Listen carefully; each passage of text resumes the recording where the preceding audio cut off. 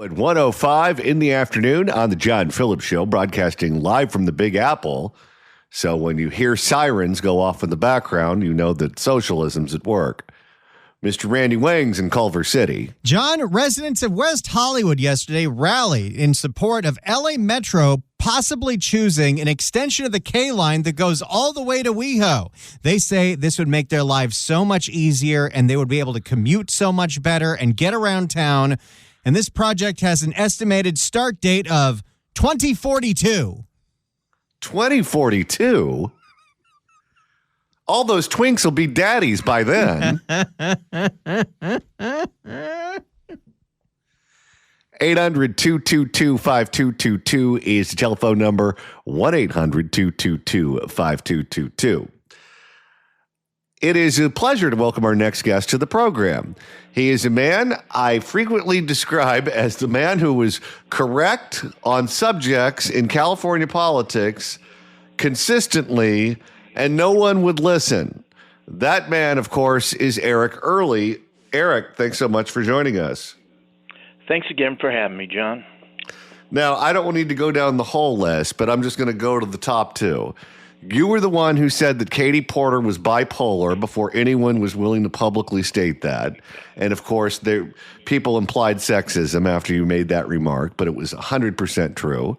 And you also said that Rob Bonta is not an honest person and was a corrupt attorney general. And now every day that we open up the newspaper, we get more information that confirms this.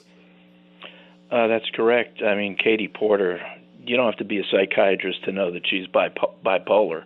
I ran against her in the last Senate race, and so I had read up a lot about her. When you look at her conduct and what her former coworkers used to say about her, the people who worked under her and how she'd abused them, the declaration under oath by her former husband, how she took a pot of boilingly hot mashed potatoes and dropped it on his head. I mean, and then just watch her in action. She's nuts. And then Bonta is as corrupt as the day is long. He comes out of the Oakland political cesspool, and he's connected to all the bad ones up there.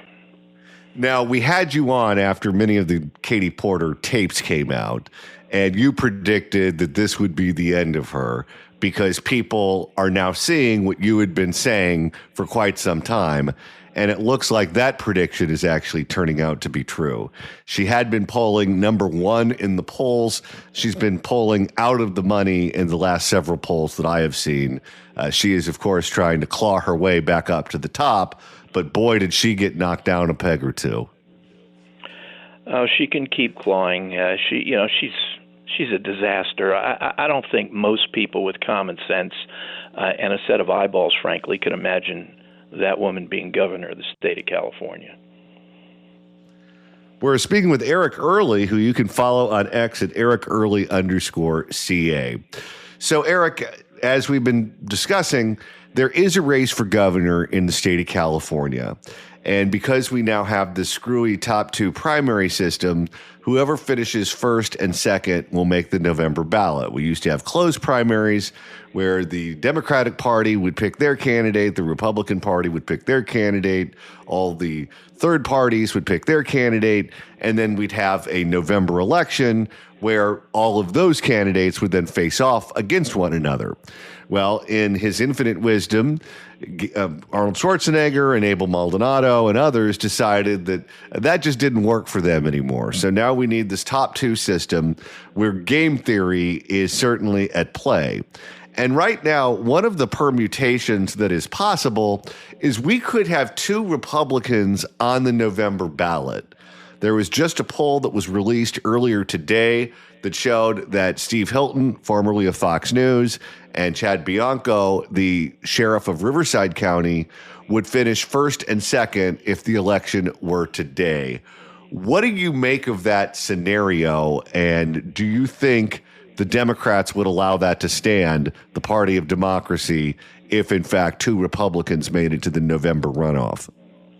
Well, first of all, the jungle primary system has been a disaster for Republicans in the state ever since it came out. It's just been terrible, and I'm still trying to figure out why Republicans, or at least a certain group of powerful Republicans, pushed that through several years ago.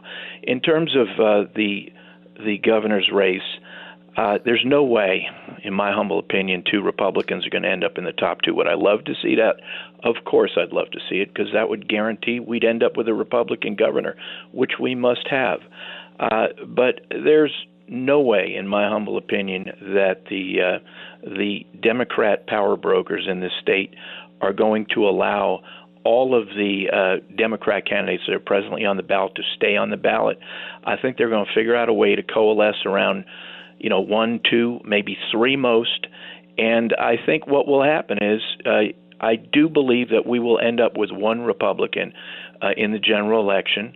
I don't know if it's going to be Hilton or Bianco, and frankly, I'm still on the fence in that race. But I think, there will be a Democrat in that race too, because there is simply no way that these far left that really run this state would allow anything other than that to happen. I think that there's a lot of people who are banking on that occurring. However, here's the problem I see with that. I don't see anyone in the Democratic Party in California today that has the standing and gravitas who can go to these candidates and say, it's not your turn, get out of the race. For the betterment of the party, you need to do something else with your time. Is it going to be Gavin Newsom? Well, he's an absentee landlord. He doesn't care about California anymore. He doesn't even care who replaces him.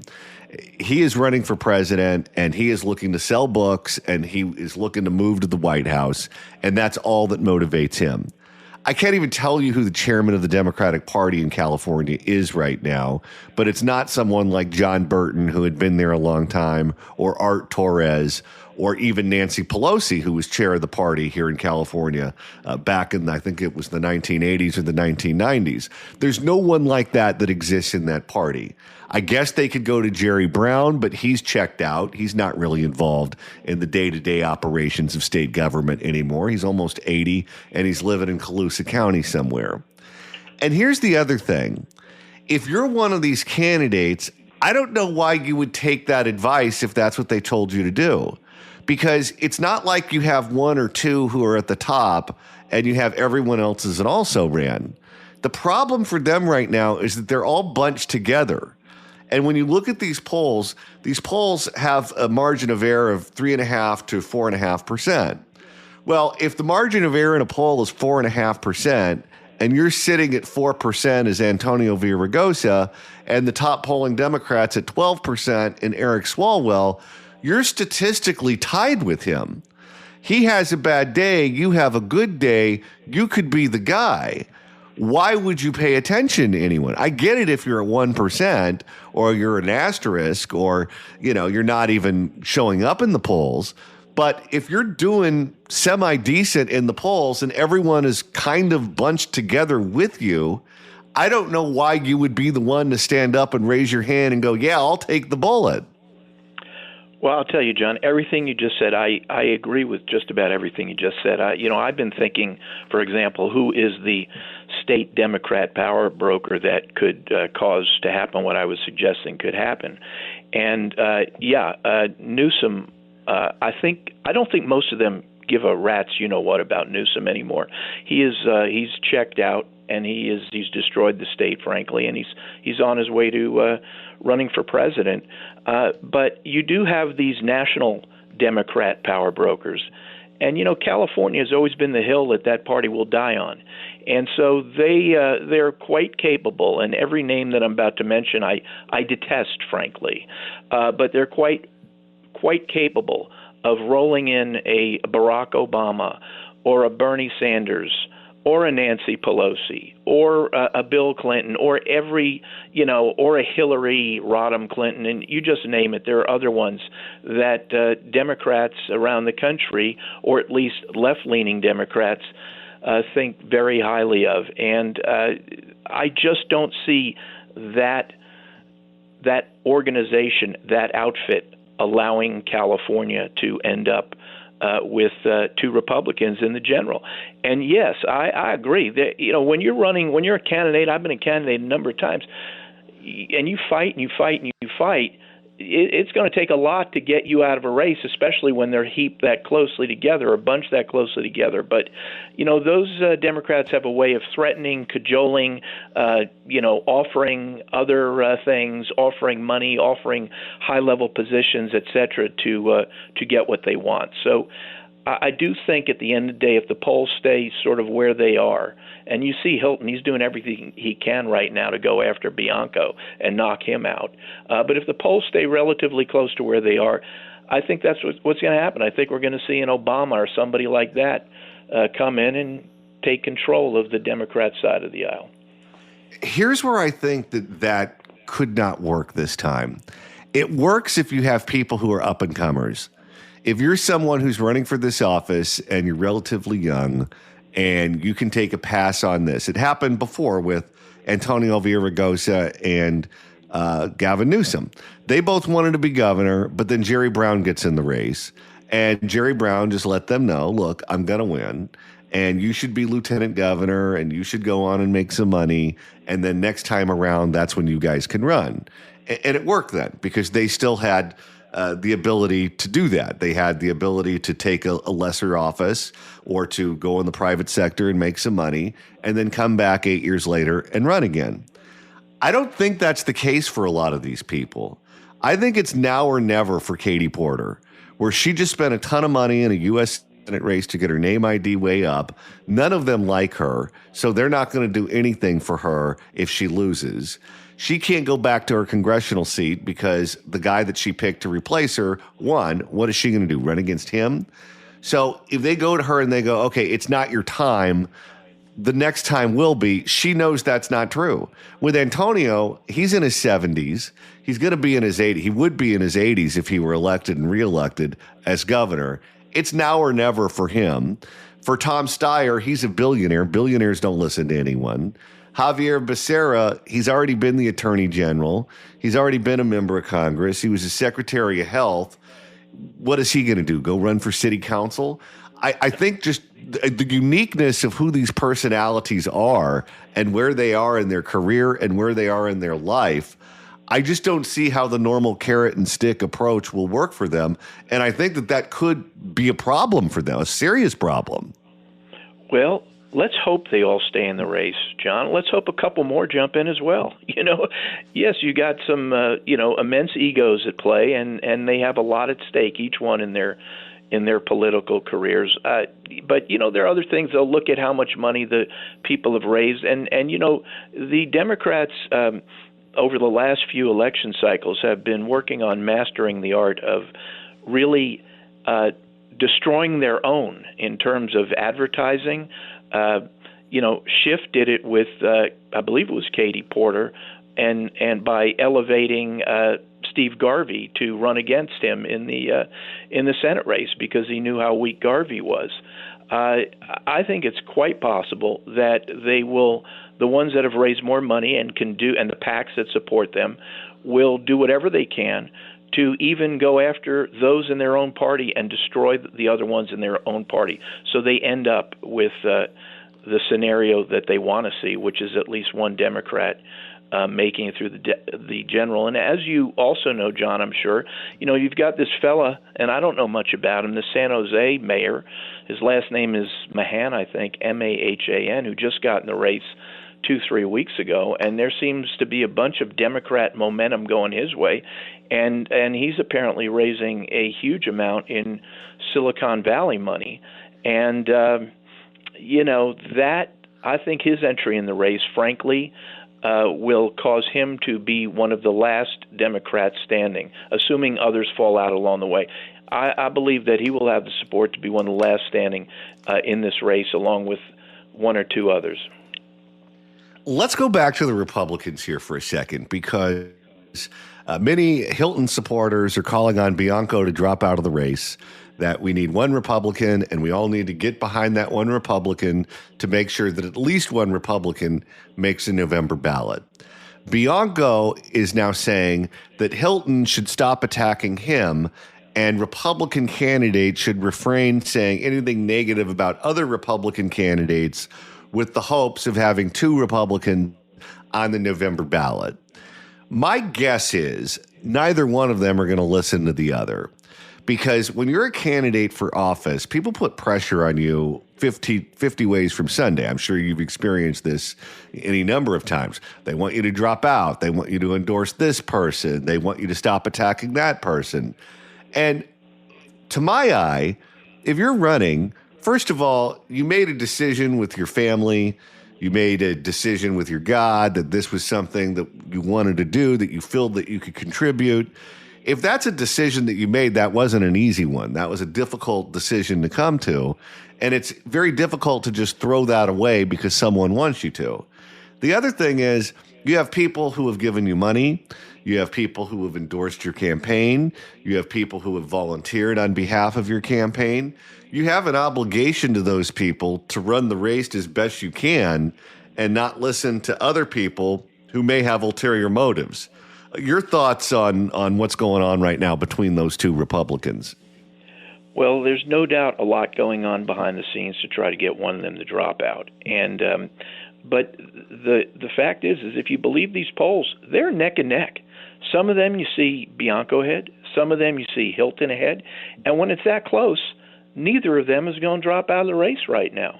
I wouldn't necessarily advise either of them to drop out of the race. And then, it's starting to get vicious. I mean, there's an email going around on X today, and I believe it's a legit email, where Chad Bianco's wife has now gone directly after Steve Hilton. Have you seen that one, John? I saw that. We can't read it, Classic. But yeah. And, it's funny because, I've been a candidate several times, and I sent that email to my wife, and she doesn't know Chad's wife, but she stuck up for her. She said, you go, girl.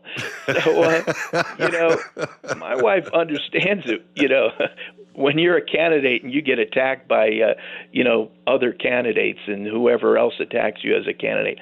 I think they're both going to stay in. I think it's going to be very interesting. But I do believe that one of them, I don't believe both of them, I do believe one of them will end up in the general. Last question before you go. Katie Porter is trying to do a personality makeover now. She's trying to hit reset, and she's trying to come across as Molly Mormon housewife, showing up in the house dresses, really caring about the plight of the common man. Do you think anyone's going to buy that? No. Zero. Zip. She's been selling herself for years as the quote-unquote minivan mom. And I just get a sense also, and who knows, maybe we'll see this one day as well, John, that she's probably a terrible mother. I don't believe anybody's going to buy into it. She will not end up as governor of California. When you would debate her or attend forums with her, did you ever see her snap at anyone behind the scenes? I've seen her snap, yes. She is really an uncontrollable person. And frankly, I think one of the most sort of meaningful piece of information I read about when I was against her was how people who worked under her, how she would continuously abuse them. And frankly, to me, some of the most despicable people are the ones that have power, especially in a workplace, and abuse those who work for them. And that's one of Katie Porter's MOs.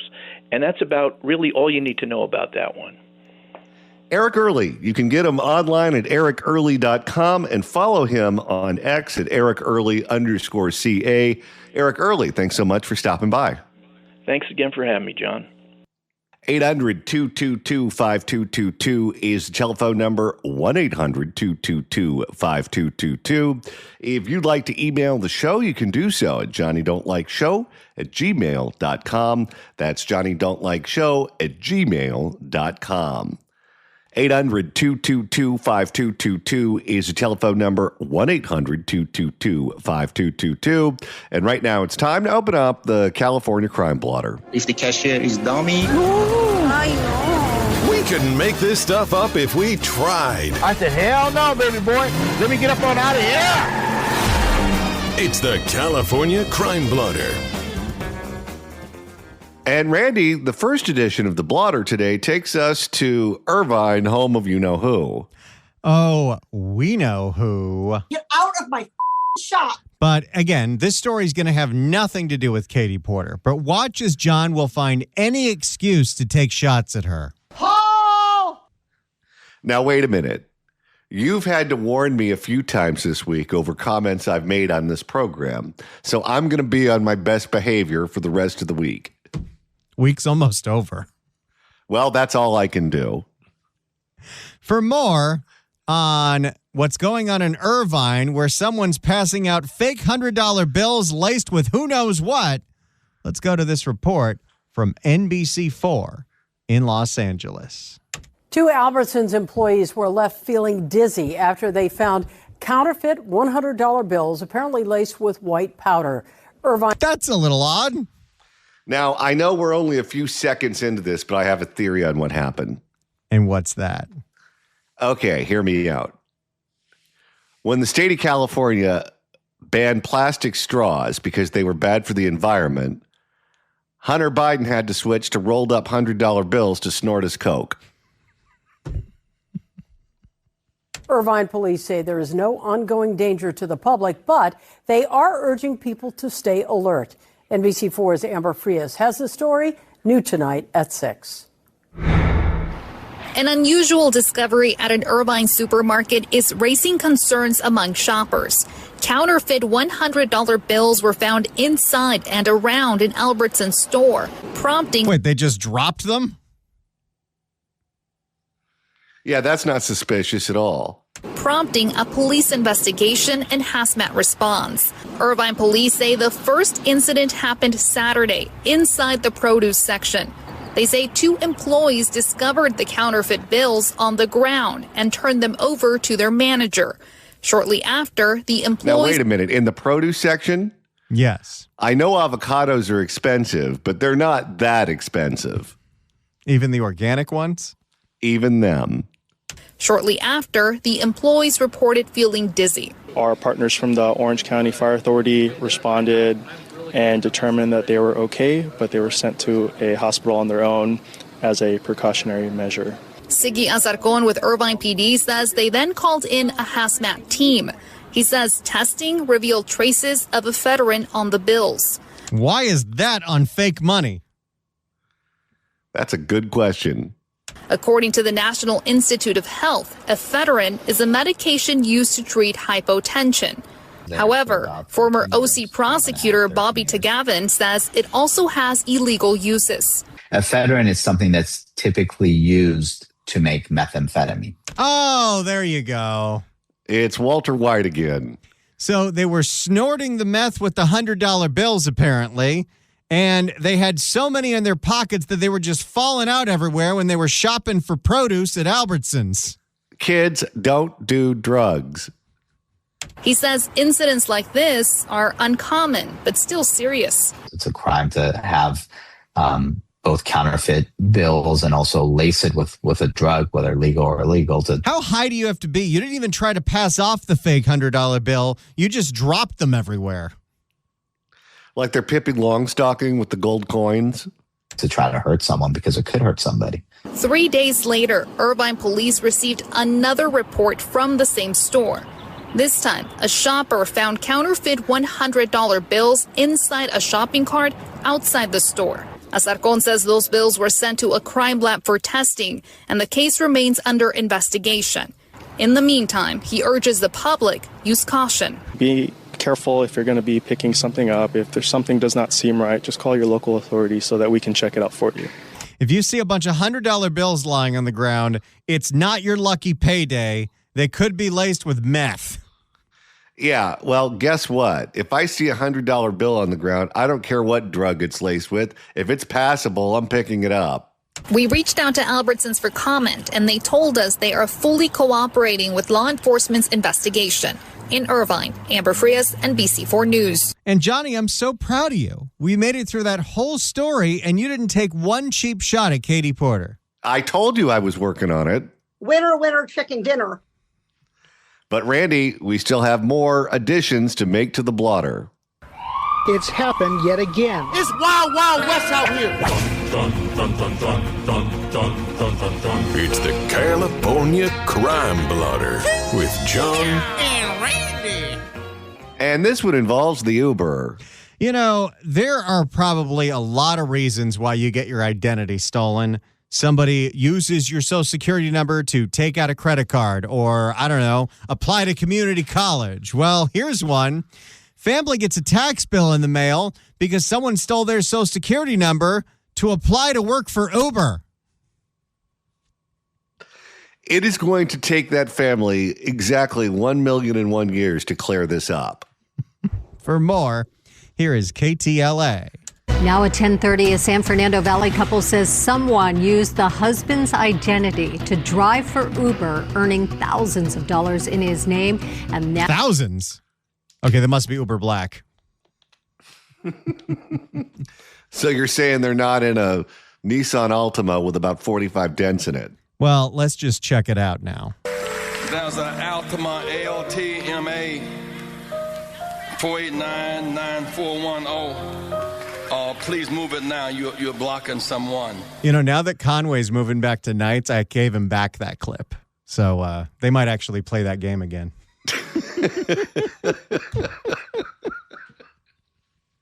So at some point, we'll have to stop using it. And now they're not just dealing with tax headaches. They are raising some really serious concerns about public safety and how thoroughly rideshare drivers are vetted. KTLA's Jillian Smuckler live in Woodland Hills with the couple's warning to Uber riders. Jillian.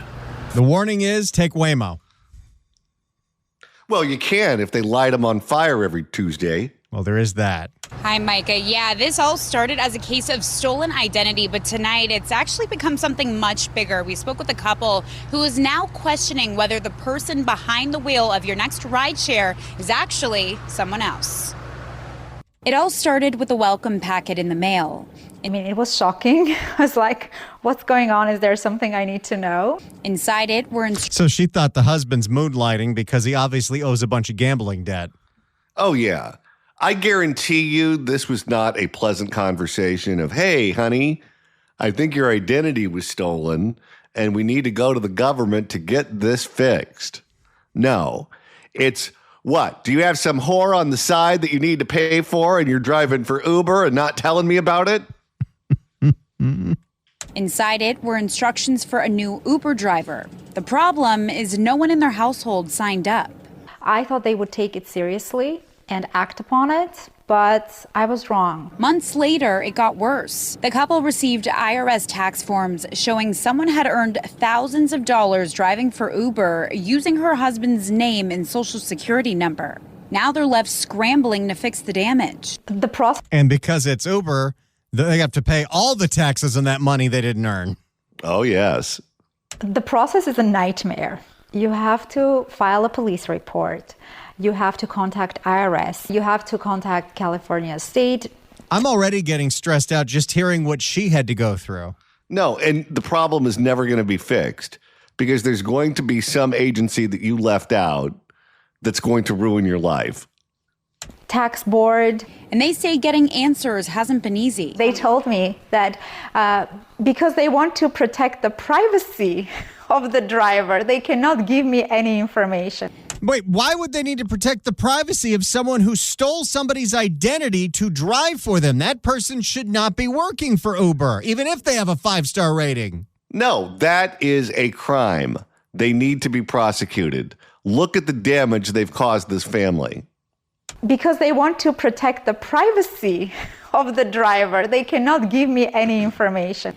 The situation has also shaken their trust in the rideshare system itself. I don't believe the claims anymore that they vet, they background check, they criminal record check their drivers, because at this point, you don't know who is picking you up. I'm not gonna let... Yeah, you show them. You show them, sweetheart. You keep driving drunk. You don't know who is picking you up. I'm not gonna let my kids use the Uber anymore. How about Lyft? No, I think they're Waymo or bust. According to the Identity Theft Resource Center, this is known as employment identity theft, and it's becoming more common in the gig economy. Because it's tax time, people will be getting these 1099s for income that they didn't earn and they didn't work. And it's usually a surprise to them. Experts say remote app-based jobs. Yeah, usually you're employed by the government if you get paid you didn't actually work. And it's usually a surprise to them. Experts say remote app-based jobs can make impersonation easier. Identity theft and misuse. See, look at all the things you can do with a stolen Social Security number. You can work for Uber. You can apply for California Community College. You can get unemployment checks. Boy, we're learning a lot today, aren't we? Identity theft and misuse is a huge problem. And most people, most adults, are going to be affected by this in their life multiple times. I reached out. Doesn't help that if you happen to have like a credit card with Macy's, every 3 weeks you get an email, oh, our system got hacked. Your Social Security number's out there. Oh, Target used to do that to me until I finally had a meltdown one day on somebody in a red shirt who didn't even work there, by the way. But I was really upset about it because they just keep getting that card shut down over and over and over again. And the one they keep trying to sell you is attached to your debit card, so it screws everything up. I reached out to Uber for comment, and a spokesperson says they escalated this case to a specialized support team to investigate further and have prepared the necessary tax documents to address their concerns. But for this family, the damage is already done. I have to be cautious right now, rest of my life. Yeah, you're going to be overthinking every single time you put that number into any form forever now. Oh, you just wait until this driver mows down a homeless person at 3 a.m. See what happens to this guy then. So that's what's going on. Social Security fraud leading to somebody being able to drive for Uber who shouldn't be. What are you going to do? It's California. It's time to reopen the California Crime Blotter. It's happened yet again. It's Wild Wild West out here. Dun, dun, dun, dun, dun, dun, dun, dun, dun. It's the California Crime Blotter with John And Randy. And Randy, the first edition involves parking meters in San Diego. You know, there are a lot of crime stories where we feel for the victims in the case and we go after the suspects. Not in this one. City of San Diego is making the police department offer $1,000 rewards if you can figure out who's vandalizing the parking meters they just put in Balboa Park that are pissing everybody off. Well, that could be anyone in that city because everyone's angry. Do you think anybody is going to think for $1,000? Apparently, the damage has already gone up to $77,000, making it so they're not making any money on ripping off the citizens of San Diego. For more, here's NBC7 in what used to be known as America's finest city. Vandals have done thousands of dollars worth of damage to dozens of parking kiosks in and around Balboa Park. I consider this a protest. You know who it could be? Who's that? It could be the guy in the Friars costume at the Padres games. And now police are offering a reward to help catch whoever is responsible. NBC7's Amari Fleming gives us a look at the damage and how expansive it was. So this is one of those damaged kiosks right here. The coin and card slot all gummed up. You can't even stick your credit card in here, even if you wanted to pay. The frustration. They have destroyed the machines so you cannot use them. And I love it. Oh, Todd Gloria is not going to like that. The frustration's running so high with regards to paid parking here around Balboa Park that police say more than 50 of these kiosks have been vandalized since they were installed late last year.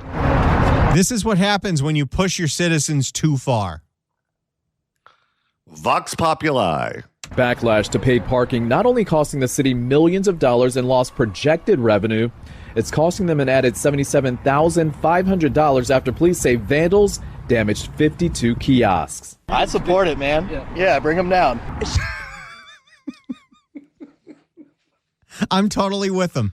What has happened in Balboa Park and what has happened with Todd Gloria and the city council trying to nickel and dime their way out of a budget deficit, enough is enough.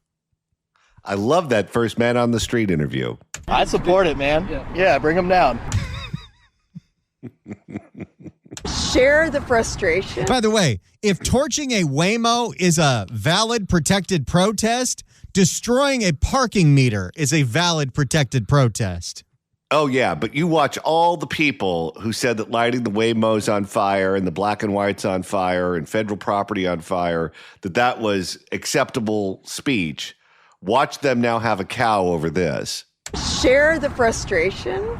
but, can we find a little more adult way to deal with this problem? San Diego police released these pictures of the felony vandalism that happened from December 24th of last year until last Friday. Some kiosk displays shattered, others spray painted, and a sticky substance sprayed on keyboards and payment slots to render some unusable. I don't even want to know what that is. Don't even think about asking any follow-up questions on that.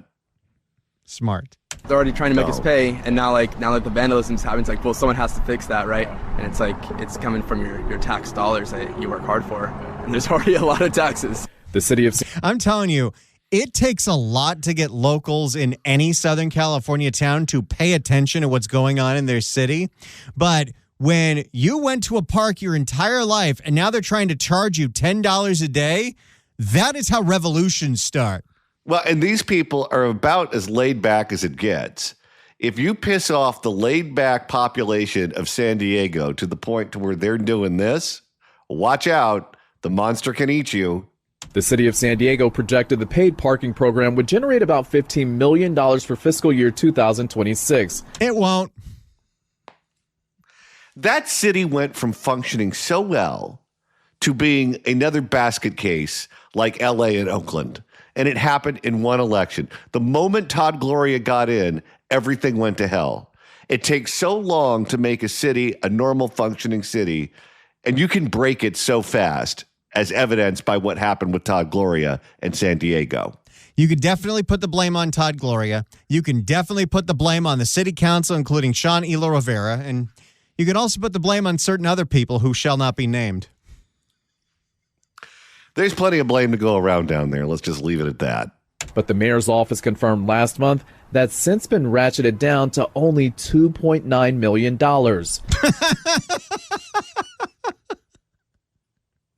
So they're already in 1 month projecting 1/5 of the revenue they said they were going to get from this, and it's pissed off the entire city. It's such a clown show. Subtract from that the $1.7 million it'll cost to now let residents park for free in some places, a $612,000 program implementation cost. I think they're in the red. I think even before they vandalize the parking meters, they're losing money charging for parking. It's like we always say, Randy, it's almost as if they haven't thought this thing through. A $415,000 park employee shuttle and $77,000 for kiosk vandalism. The numbers show the city stands to make less than $100,000 from the parking program. Well, I hope it was worth it, pissing everyone off for your $100,000. A program museum heads continue to protest, saying it's caused at least a 20% drop in business. Some people living along 6th Avenue also feeling the pinch. We have people leaving because they can't live here anymore because they can't park. Since they're now forced to pay $2.50 an hour to park on the street if they don't have a garage. There you go. I don't think one person is going to be calling that tip line to think on anybody destroying those parking meters. Nope. You might as well put Patty Giggins in charge of it.